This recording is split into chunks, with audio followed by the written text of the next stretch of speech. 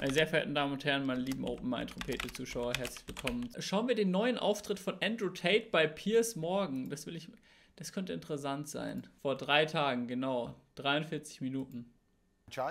They feel disenfranchised. Well, good evening from London. Welcome to Piers Morgan Uncensored. Have you ever heard of Mr. Beast? What about PewDiePie?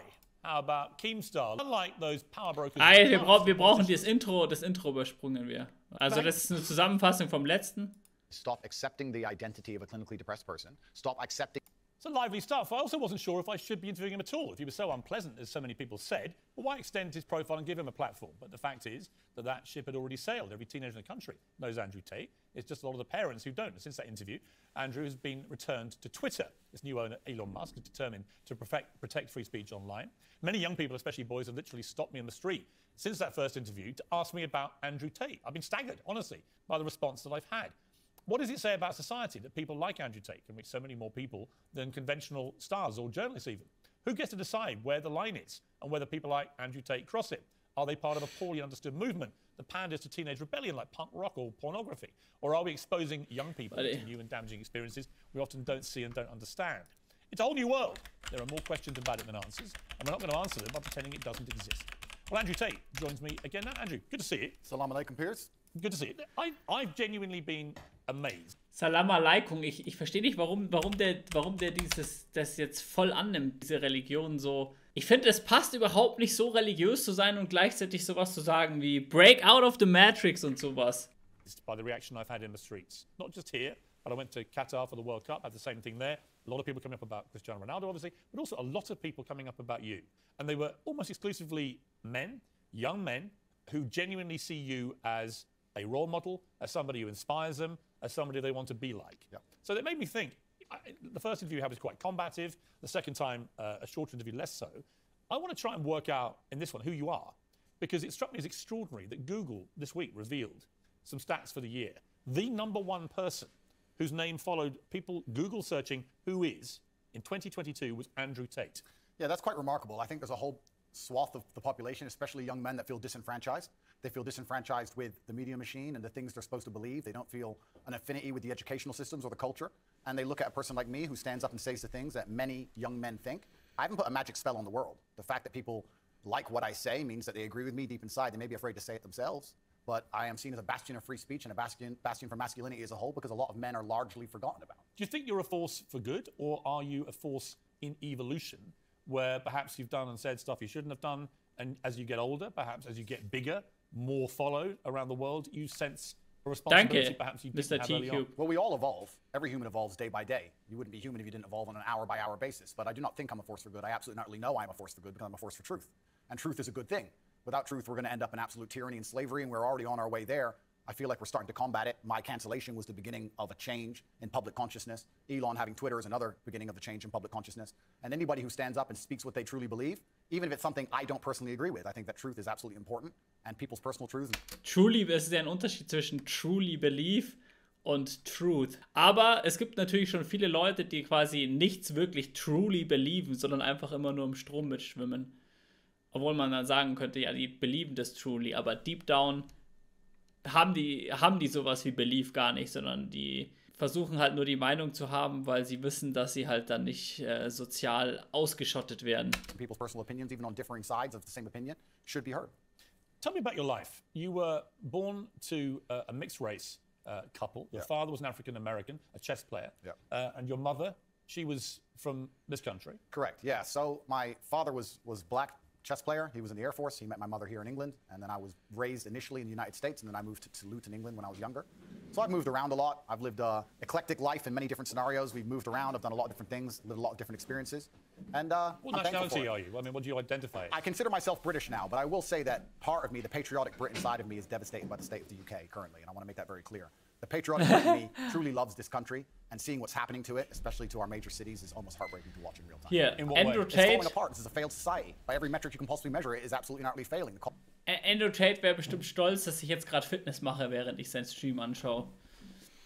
cost of living crisis, the crime rates, everything is falling apart. If you compare it to a country like the United Arab Emirates, you compare it to a city like Dubai, London, which should be the greatest city on earth, is failing in absolutely every metric because our leadership is a joke. If you look at Dubai and the UAE, the leadership there is so flawless, so genuinely... Dubai, so ein Scheiße. The leadership in Dubai is flawless.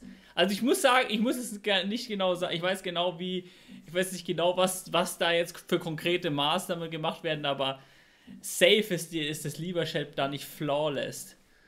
Genius. They saw ahead and built almost a utopia. And then you look at London, you can't even walk around with a watch on. It's disgusting. You know, it's very interesting. I was in Qatar for the World Cup. Obviously, a lot of people in England taking a very censorious moral view about the World Cup being in the Middle East at all because of their laws against homosexuality, because of their treatment of migrant workers. I've got to say, not that I don't share the concerns about those things, of course I do, but I found a lot of the virtue signaling, and I think that's what it was in many cases, about the whole region actually quite distasteful. Because when I was in Qatar, I thought the World Cup was fantastically well run, incredibly good experience. But a lot of Qataris were saying to me, you know, there's this weird, quaint feeling back in your country that we all want to aspire to behave like that we all want to live in a country with massive drug problems, with massive knife crime issues, with scenes like the European Championships final where it's complete lawlessness going on, where stuff like the NHS, the system of healthcare, is basically collapsing, where the education system is dropping behind, so on and so on and so on. And it's a really interesting perspective. They were like, I know you all think that we want to have your form of democracy and your form of life, but actually, we're fine, thanks. Absolutely, because it's a failed society. It's godless. I think it's disgusting. We leave our old people to rot in old people's homes, and then we sit there and say we don't have enough money for nurses. I understand this. Das stimmt, also es wird sich hier halt um viele zu wenig gekümmert, aber es ist ja nicht so, als würde sich da, können Sie, es ist halt ein bisschen lächerlich so. Sie reden gerade über Katar und dann so, wir wollen nicht so leben wie ihr, aber wie die Leute in Katar leben, das ist gut, oder was? Seriously? Nurse strike very well and how frustrating it can be if you walk into a hospital and the nurse is not prepared to work. But the nurses would be prepared to work at the current wage if they believed this country was spending its money prudently. When you see this country spending its money and just absolutely wasting it, pulling out of thin air to fund proxy wars, God knows where, that has nothing to do with them. Of course, as a nurse, you're going to stand up and say, well, can't I get a pay rise? This country has failed on every metric. And especially our major cities. I've just come to London now. I made it very clear to my private jet pilot. I said, fuel the jet and leave it running. Because the second I'm finished talking to PIERS, I'm leaving this cesspit. It's disgusting.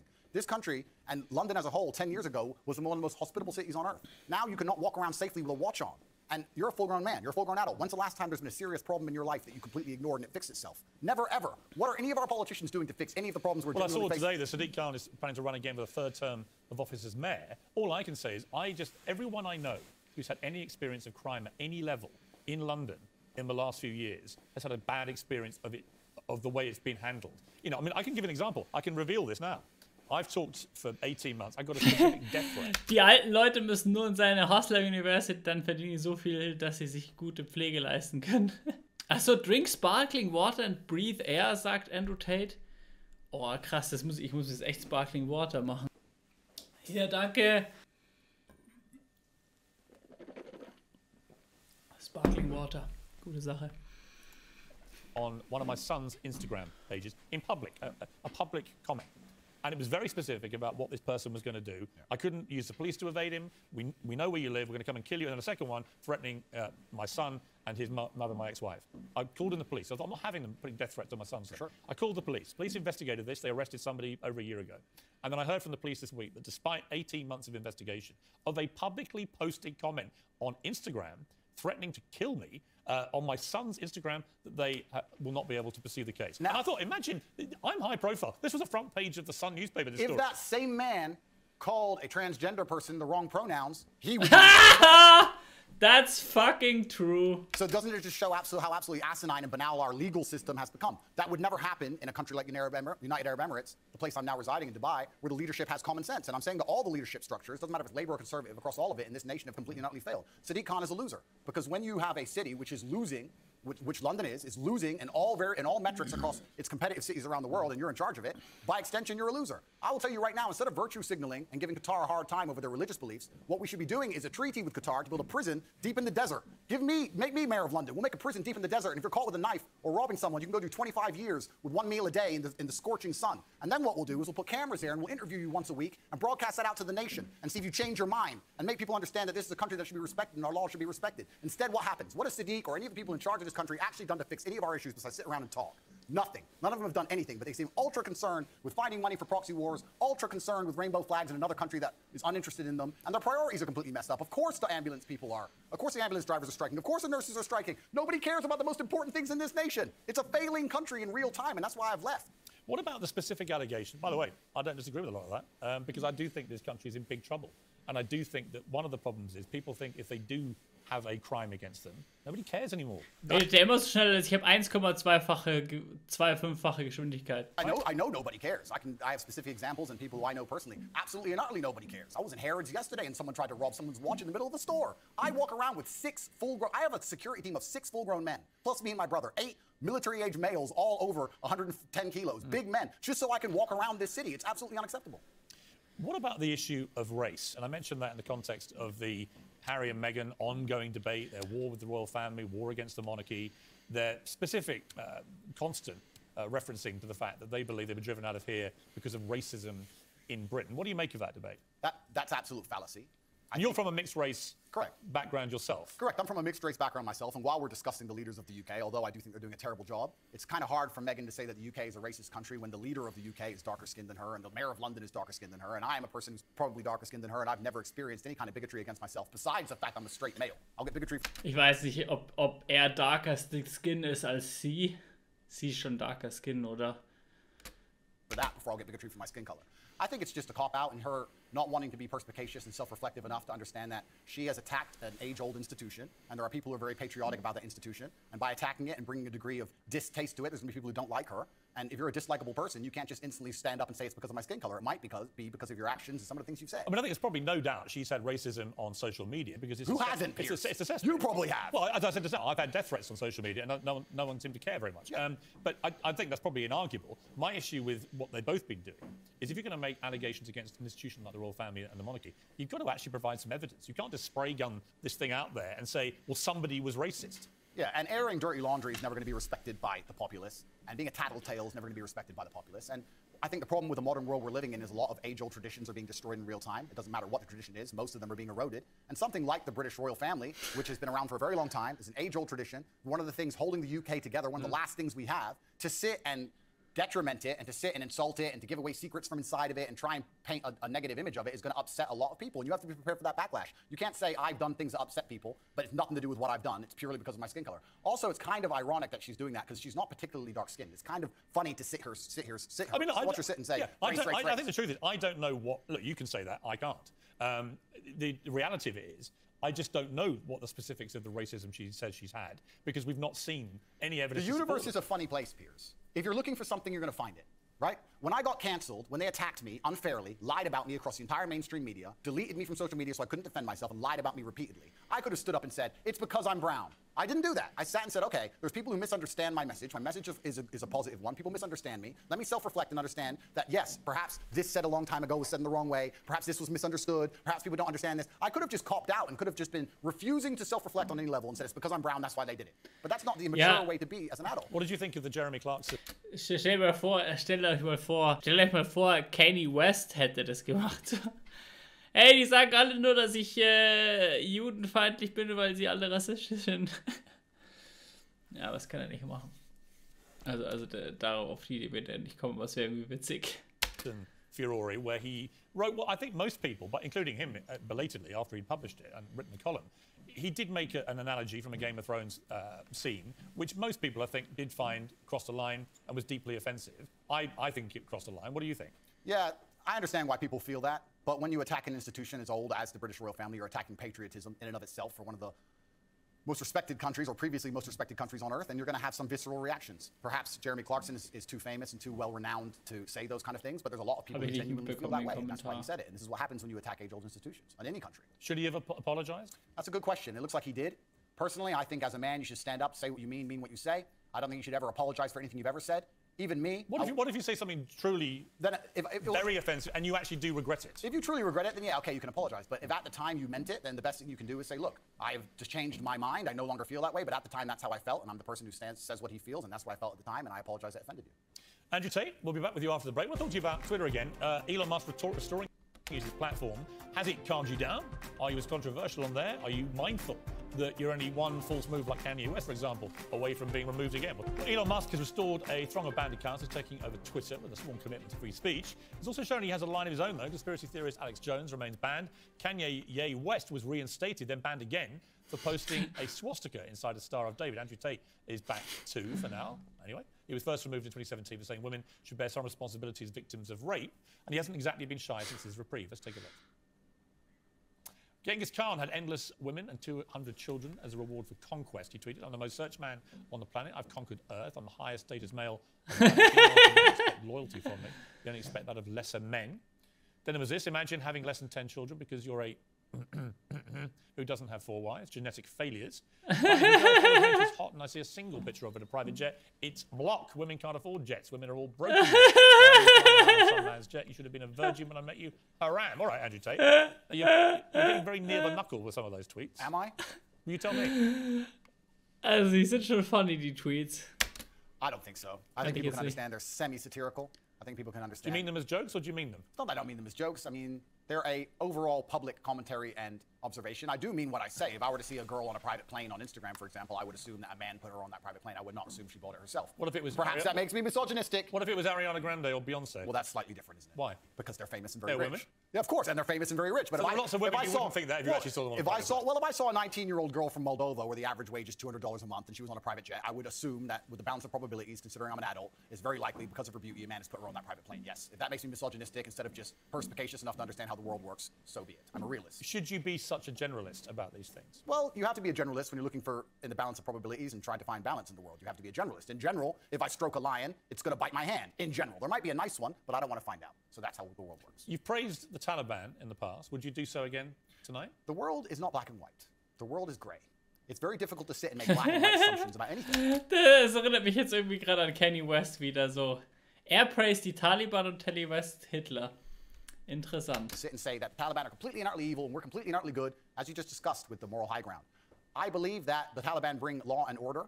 It may not be the law and order we like, but it's a form of law and order, and humans usually gravitate What about their towards... treatment of women? I mean, only tonight they have banned any women from going to university. Fantastic. Let's get the feminists to go and teach them a lesson. The feminists are so tough, and they stand up and say they can do anything a man can do. Let's arm them up and send them to Afghanistan. I'm sure they'll fix it. Yeah, but it's not. It's a serious matter, isn't it? That women don't get the education they deserve. And that's a very serious answer. If women are just as capable as men in terms of combat, like feminists pretend they are, they can go over there and they can deal with the A Taliban. lot of women do go to combat. Exactly. So they can go deal with the Taliban. It's nothing to do with me. They can stand up and fight for their own rights. Surely you wouldn't defend the Taliban banning women from university. It's saying it's nothing to do with me, Piers. It's absolutely nothing to do What with about me. the Afghan women? It's nothing. Oh Mann. Sag dir da für eine Scheiße, Junge. What the hell?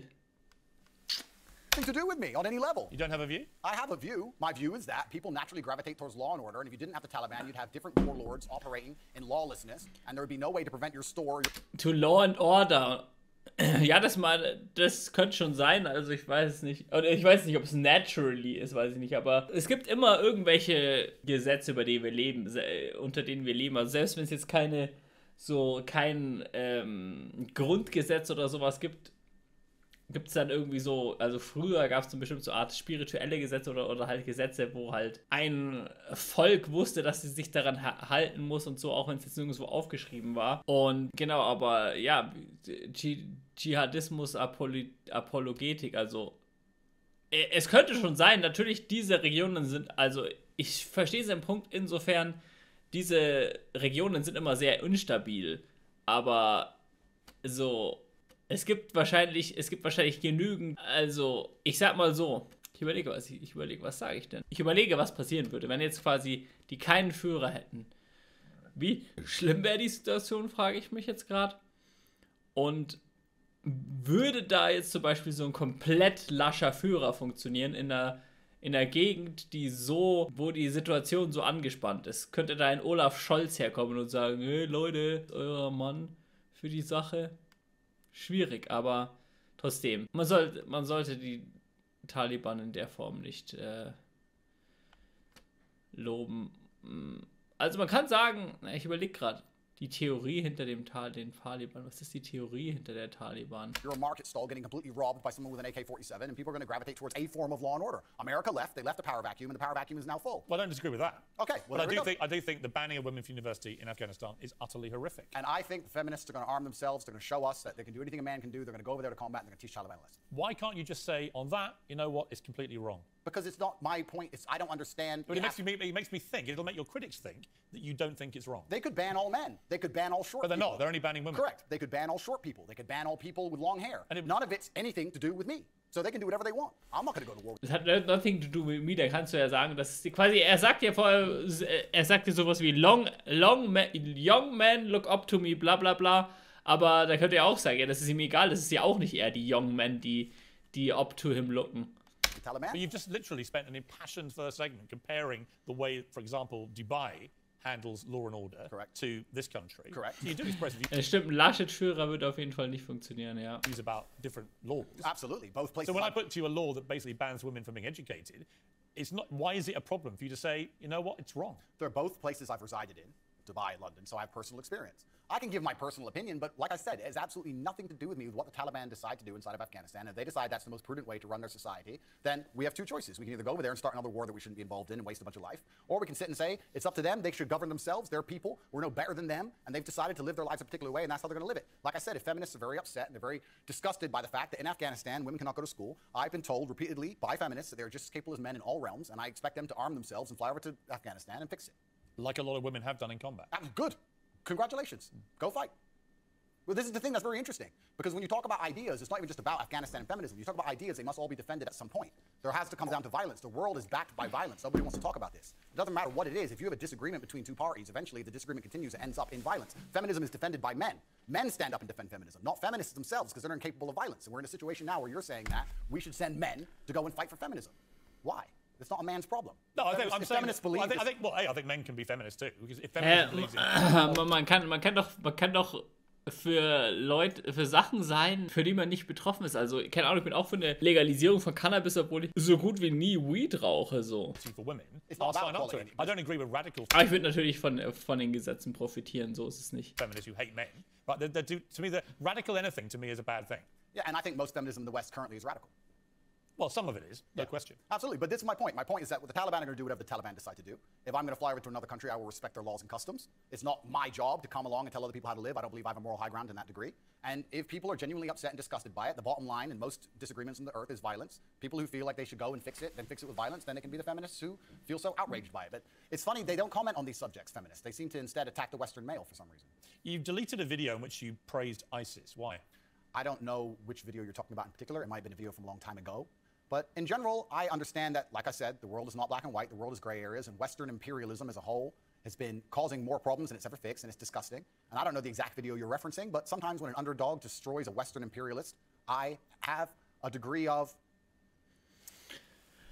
Ja, also rein theoretisch hat er schon einen N-Word-Pass, oder?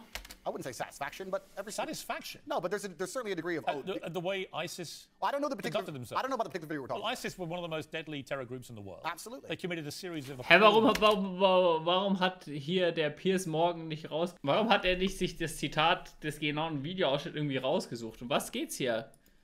Sure. Killing innocent people left, right, and center. Yeah. How could you possibly have satisfaction? Well, if it's the video I'm recollecting, if it's the video we're talking about, it's about the fact that I believe ISIS was funded by the West and created by the West in the first place. And it wasn't a degree of satisfaction like I'm. Nee, das war nicht die ISIS. Okay, indirekt schon, aber die Al-Qaida, da weiß man das ja, dass die irgendwie von der CIA gegründet wurde. It was a commentary on the world. Well, here's what you said. ISIS are the real Muslims, because ISIS do exactly what the book says. Kill everyone who's not a Muslim and chop people's heads off and set them on fire and be raging lunatics. But all the other Muslims go, they're not real Muslims because I read the book, and ignore those parts. Well, then you're not an effing Muslim because you're ignoring the effing book. That's an interesting point you've just raised, because I am now Islamic. And it's funny because I used to be an atheist, and when you're an atheist, you believe that religion causes more problems than it fixes, and then you come to a realization and you start to learn the truth of yourself and the truth of God, and you realize that religion is actually the cure for most of the problems in the world, and godlessness is the problem in the world. So that is something I will apologize for and admit I was wrong about, because I was atheistic, and now as a Muslim I understand that's absolutely not the case. If that's the particular video you're talking about, then Ausgerede, weißt du, für sowas entschuldigt er sich, aber quasi, wenn es darum geht, Afghanistan, dass die Leute da, dass die Frauen da keine Rechte und sowas haben, da ist dann direkt, ja, das ist nicht mein Problem. So you regret saying that? Yeah, because you learn and you grow and you evolve, as I said. At the time, I believed it because I didn't believe in God at the time. It was a very long time ago. It's actually kind of a testament to you, PIERS. You managed to find the oldest possible videos of me that have ever existed. But at the time, I was atheistic. Well, no, I was curious because you have recently converted to Islam. Correct. So these questions, I think, are pertinent to your conversion. Absolutely. As to what you actually believe as a practicing Muslim now. Yeah, I believe that Islam is beautiful. I believe it's the last true religion on earth. It's certainly the last respected religion on earth. And I felt differently inside since I've converted. And I think it has the solutions to a lot of the problems we're facing in the world today. That particular video was once again satirical. A lot of people watching this would not have seen it. They would not have seen the joke element of it. It's fine. But it's not funny, though. No, well, you know. Man muss schon sagen, Andrew Tate kann schon witzig sein. Also häufig, wenn er einen Tweet raushaut oder wenn ich mir so ein Video mit ihm anschaue, muss ich schon häufig lachen. As we discussed in our first interview with me, things are taken out of context, short form, etc., etc. But all in all, you could say the same things about Christians. If you were to read the Old Testament and say stick to the Old Testament, you'd kill anyone who works on a Sunday. So it's not applicable to. You wouldn't countenance violence. Say again? You don't countenance violence. I absolutely do not countenance violence. When I was talking about violence being the bottom line decider between disagreeing points of view, it's not I'm calling for violence. I'm just making a commentary on how the world genuinely functions. But when you use a word like satisfaction, you understand that people will watch that and think, how can you possibly find any form of terror? Ja, Mr. T-Cube, ich würde auch Geld bezahlen, um eine Debatte zwischen Sam Harris und Andrew Tate zu sehen. Eigentlich soll wann kommt eigentlich Andrew Tate mal zu Sam Harris? Das wäre doch mal geil. Aber ich glaube mittlerweile, dass ich weiß nicht, ob das Sam Harris machen würde, Andrew Tate einladen. Weil ich glaube, Sam Harris wäre der Meinung, dass Andrew Tate zu sehr sozusagen in der Schmuddelecke ist. Er hat schon viele krasse Leute eingeladen, wie der Typ, der die Bell Curve geschrieben hat oder so, aber das wird der nicht bringen. Terrorism satisfying. I don't find any form of terrorism satisfying. I don't find Western terrorism satisfying either. I don't think it's satisfying that we managed to find $500,000 per bomb to drop on some farmer who makes $4 a day under the name of freedom.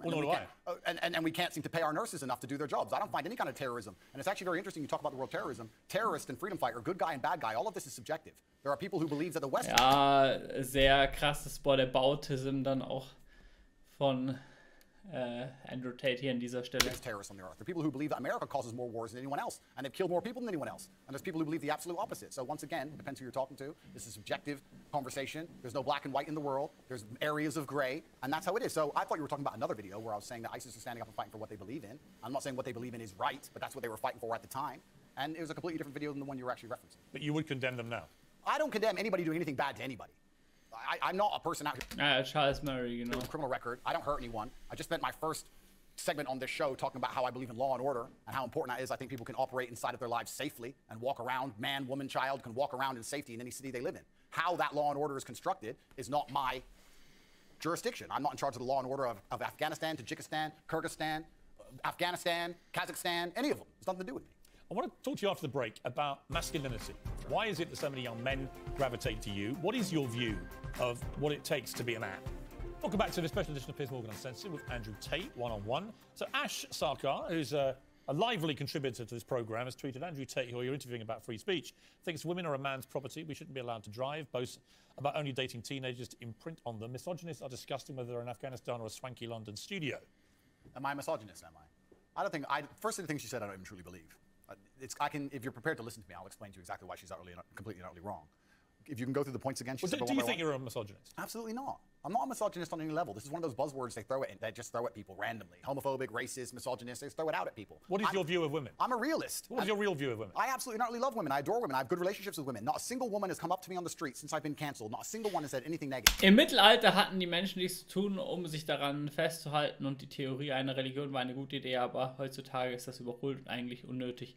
Aber ich sag dir, nee, wir brauchen das heutzutage immer noch. Also ich brauche es jetzt nicht konkret, aber ich sag jeder, also 90% oder nicht 90%, sehr viele Leute, die sagen, dass sie nicht religiös sind, haben da einfach eine Art Ersatzreligion. Also was jetzt, ich muss mal wieder auf das Thema Corona ankommen, so quasi, für manche Leute war das dann halt wie eine Religion, wie sie sich da verhalten haben. So, die waren dann die Lauterbach-Sekte, so. Manche waren dann einfach in der Lauterbach-Sekte oder so.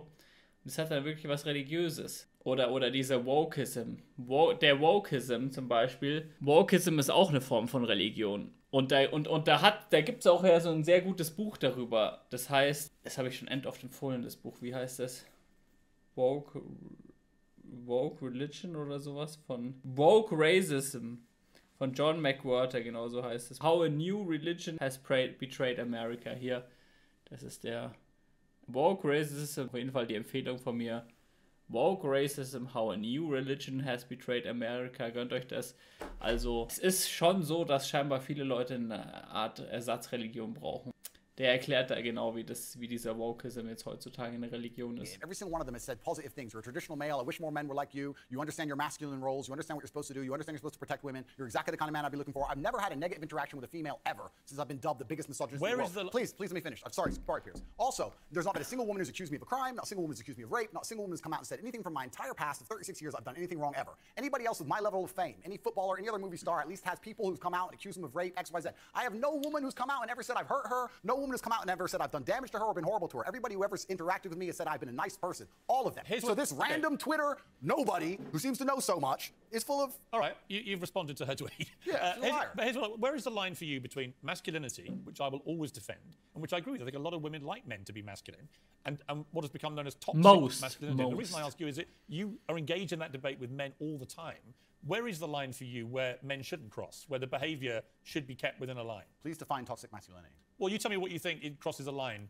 from being a masculine, good man to a bad man. There's no such thing as too much masculinity if it's genuinely masculine. Genuine masculinity is not out here to hurt people. It's absolutely the opposite. It's out here to protect. And when bad things happen, they call traditionally masculine men. If you need a firefighter, you need a masculine man. When you call the police because of the problem you have, you want masculine men. And as soon as a woman or a man is in trouble, when you look for backup, you look for masculine men. And masculine men have a duty to provide and protect those they care about. We have a duty to do things we don't feel like doing because we know we're supposed to do them. And that's why we stayed in the Titanic and died. Those were masculine men. Where did you get your views about this from? This is what I grew up with. It's the family I grew up around. And your father, your mother? Yeah, and the world I lived in. And I think a lot of the things I'm saying now about masculinity and how people should act in the world, how the world should function, were considered completely normal and accepted by everybody only 20 years ago. I think the world's just lost its mind. For me to stand up and say a man should protect a woman now gets to be called a misogynist and canceled. If I said that 10 years ago, everyone would say, duh. And what's funny is, everyone who argues against me and says men shouldn't protect women, especially all the feminists, if they were with their boyfriend and a man broke into their house, guess who they'd expect to go downstairs?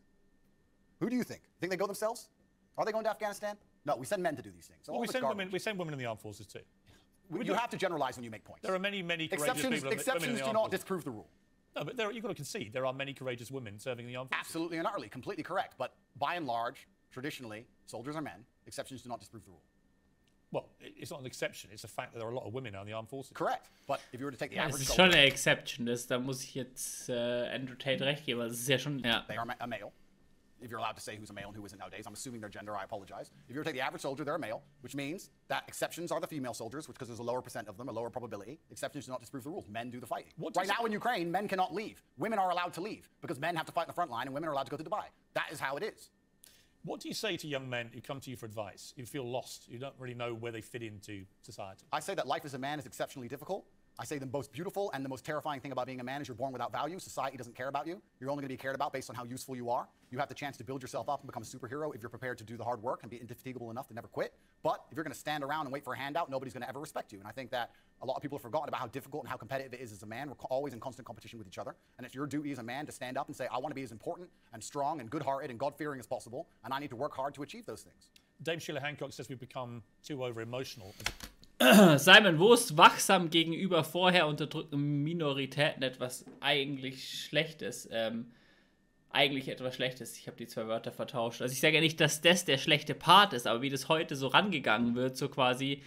Also, wie gesagt, da müsste man das ganze Buch lesen, aber ein Punkt, der quasi halt so sehr an die Ursünde erinnert von der christlichen Religion, da ist es ja dann auch so, dass man sagt so, ah ja, Adam und Eva, die haben die Ursünde und da gibt es dann auch solche wirklich religiöse Sachen wie, der weiße Mann, der ist per se böse und wir sind eigentlich alle rassistisch und also quasi, Schwarze können nicht rassistisch sein, weil nur die Minderheiten können rassistisch sein, wie nennt man diese Rassismustheorie? Scheiße, ich habe schon so lange nicht mehr über das Thema gesprochen und bin ein bisschen eingerostet. Nee, dass nur die Schwarzen unterdrückt sein können, weil Minderheiten können ja nicht rassistisch sein. Wie nennt man das nochmal? Unsinn, so nennt man es auch. Genau, Critical Race Theory, danke Fabi, Critical Race Theory. Solche völlig unsinnigen Theorien kommen dann aus dieser Strömung und dann wird dann so getan, als wäre da irgendwas Wissenschaftliches dran, obwohl es dann einfach halt kompletter Quatsch ist. So, es gibt noch sehr viel mehr Beispiele, wo dann einfach nicht nach Logik gehandelt wird, sondern wo es dann wirklich nur um Feindbilder geht und um unrealistische Weltsichten. Society crying too much about everything. Has she got a point? She's completely right. And the dangerous thing about overly emotional men is that they're dangerous. They're genuinely dangerous. This is what's crazy. All these people who talk about toxic masculinity and how bad it is for men to be traditionally masculine. A traditionally masculine man does things he doesn't feel like doing because it is his duty to do them. He charges into the burden. Unrealistisch war voll das schlechte Wort, das mir gerade eingefallen ist. Aber egal. Building because it is his duty. Not because he feels like it, because it is his duty. We're now teaching the new generation of men that they don't have duty and they can just act on their feelings and act how they feel and they don't have to act as a man should. Do you know what happens when you get men who just act how they feel? You get school shooters, you get violence, you get rapists. Men who do not control their emotions are dangerous. If you find a man who is stoic, he's not going to hurt people. He's going to sit and think about his actions very carefully, and he's going to be a good man who protects for it and provides for his family. You find a man who just acts out on impulse and does whatever he feels like, you're going to find a dangerous man. Klar, jeder kann rassistisch sein. Wo das jetzt das Problem mit Wachsamkeit gegenüber vorheriger Unterdrückung und Probleme anderer liegt, verstehe ich trotzdem nicht. Woke, wachsam sein ist doch im Kern was Positives. Aber so quasi, das ist ja nicht alles, was diese Leute ausmacht aus der Woke-Strömung. So die meisten Leute, die woke sind, die glauben ja an die Critical Race Theorie. Und so, ich habe ja nicht gesagt, dieser Part ist der schlechte daran, sondern die viele der Glaubenssätze, die da noch immer so mitkommen, bei fast allen Leuten, die sich als woke bezeichnen. Oder ich weiß nicht, ob sie es überhaupt noch selbst machen. Sitting here telling men to cry more and act with their feelings and it's okay to feel this way, that way, etc. and have no self-control. That is why we have the problems we have in the world. Absolutely not wrong. So when they talk about toxic masculinity, they have it completely inversed on its head, completely not wrong. We need to be teaching stoicism. We need to be teaching young men to understand that the world is very, very difficult. It's hard to be a man. You're going to feel bad sometimes. You just suck it up and perform anyway. Not to sit there and cry your eyes out or blame other people. Tough being a woman too in modern society. It's certainly tough being a woman, but I'm not a woman, so why would I speak on issues I do not understand? I'm a man. You can feel empathy for women. I feel empathy, certainly, but I do not understand their issues. See, a lot of men come up to me and they admire you. I've got to say, a lot of women I've spoken to don't admire. They think you represent misogyny. They think when they hear you not commit to saying the Taliban shouldn't be banning women from university education, well, why can't he just say that's wrong? Well, firstly, that's not my experience. I experience the absolute and utter opposite of that. Secondly, it's because it's a moral point I'm making. My moral point is I speak on things I understand. I speak on experiences I've had. But you believe in equality?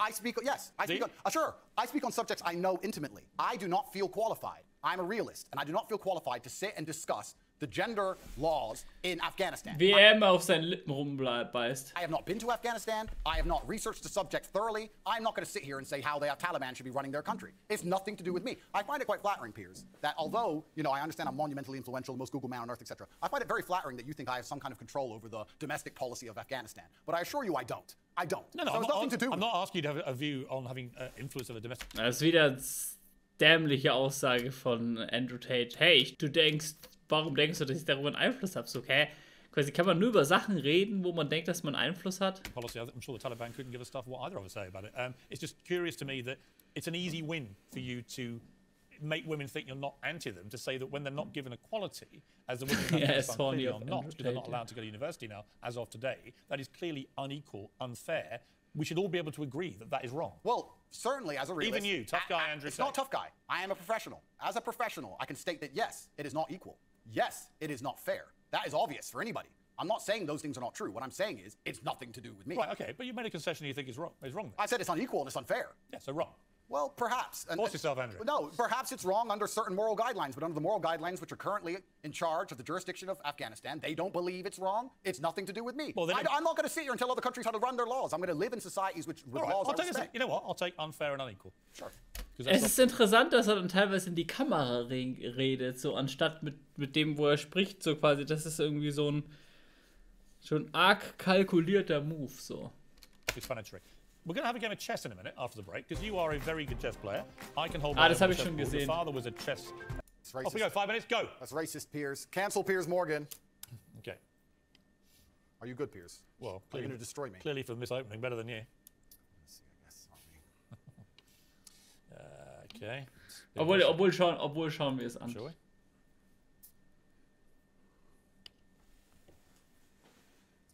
School chess champion, eh? Mm-hmm. Hey. Certainly. Lennox Lewis was better than you when I played him. Was he? Well, he beat me 39 times out of 40 check. Yeah, he is pretty good at the game, I heard. 420. Ich habe es nicht gesehen. Hier war toxic chess masculinity. Well, the world's been pretty aggressive with me lately, PIERS, so I'm used to it. Hier war 420 Grad. Okay. Oops, apologize. Why do you think the Queen? 3:45. Why do you think the Queen gets to jump across the board and the King doesn't? Because it's sexist. The game of chess is sexist, but perhaps it reflects life, Piers. Haven't you ever thought that when you look at a yacht in Dubai? You're running out of time. Stop stalling. I know what Fine, you're I'll doing. take her. Oh, God! I'll take your Queen. Damn it. I was trying to give you a little speech there. You want to listen to it. No, I I'm trying to tell you, when you didn't. see a yacht in Dubai, the girl just gets an Instagram invite, gets to jump right on board. She gets to Listen. run across the board and do whatever she wants, but the man has to get there a square at a time. The man had to buy that yacht. That's the difference between being a man and being a woman. That's why the Queen gets You to know do what what? she does. A chivalrous man just always lets ladies go first. Life and chess That's why I let you go first. Life and chess reflect, Piers. I made a catastrophic error, but I'm bouncing back. Let's see. I always accidentally take someone's shape. 3 minutes. I don't even mean to. It's just like, oops. Ich finde es so geil, wie Andrew Tate, also er ist halt offensichtlich besser, Andrew Tate, im Schachspielen. Und ich glaube, Andrew Tate ist auch relativ smart. Und ich weiß nie, bei Andrew Tate weiß ich nie, was er sagt, nur um irgendwie zu machen, weil es ich weiß nie, ob Andrew Tate was sagt, um einen Hype auszulösen, weil er weiß, dass ihm das good Press gibt oder dass die Leute darüber reden würden oder ob er es wirklich meint, weil ich denke mir, für manche Aussagen ist er zu smart, weil er kann wirklich fucking gut Schach spielen und solche Sachen. You need to stop knocking my pieces over like Sam. Dog. Yeah, exactly. He's not getting in my head. They're talking to me saying you're getting in my head. How do you think chess reflects life? I think that it's all about strategy. Correct. That if you're good at chess, you can be good at pretty much anything because it's about thinking ahead, it's about planning, it's about relentless practice. And you know what else is beautiful about chess? If you lose, somewhere you made a mistake. There's no luck. Absolutely right. In chess, even if it's the smallest mistake, somewhere it was your fault. It teaches Er schaut immer die ganze Zeit in die Kamera und macht es so nebenbei und der Piers Morgan so, oh. Accountability, which is something that we need a lot more of in the world today. That is true. And that's why chess is so important. You can take my knight if you want. Okay. You don't want it? Why do you want my knight? Because I'm playing a long game. Oh, okay. I thought you wanted it. I'm going to leave it there in case you take it anyway. Okay. I'm going to go. I don't know what you want me to do. I'm not going to do it. Actually, I will do it now. Okay, good. Check. Check. Check. Check. How long? I need to buy some time here. Das Tate dem Andrew gut, yes. I need to buy some time. This is really playing well on radio, by the way. Damn it! Doch, also Schach hat safe was mit Intelligenz zu tun. Also natürlich kann jeder Schach lernen und man kann da irgendwie sich gewisse Regeln abgucken oder so, aber ich glaube, wenn du smart bist, hast du da schon übelst einen Vorteil. I'm screwed.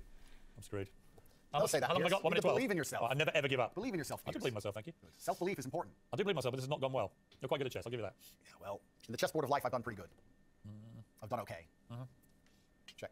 The question is, can you beat me in time? You've only got 50 seconds. Check. Well, that's interesting. Yeah, I don't think you can. We'll see. Uh, Mate in 2, Piers. Yeah, you can have Mate that. in 2. Check.